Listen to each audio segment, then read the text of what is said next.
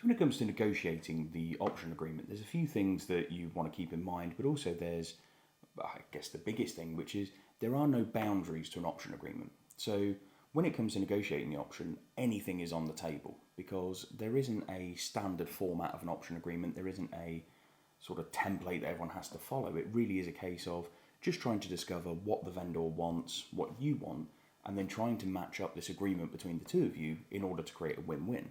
So there could be upfront payments that you make, so an option fee if you like.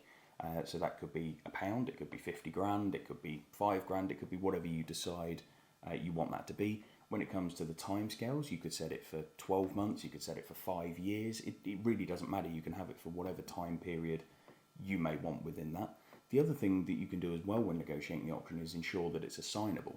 So what that means is that you have the ability to then sell that option on to someone else, which is a massive thing because if you take an option agreement over a plot of land, then go and get planning permission, obviously there's an uplift in the value of that land, or there should be.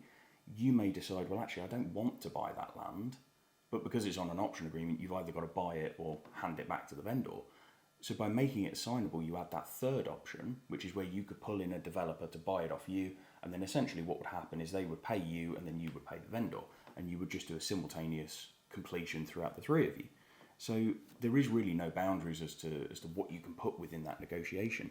But the key bit with any of this is ensuring that you negotiate a win-win between you and the vendor.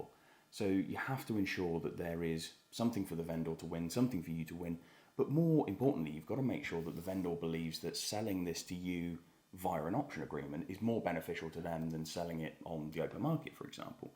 And that's where putting in the clauses with upfront money, for example, or maybe if you even wanted to switch it to a lease option and create the monthly payments. Again, these are all things that create wins for the vendor, which makes it a more appealing strategy to sell it to you on an option agreement rather than selling it on the open market and just getting paid for it straight away.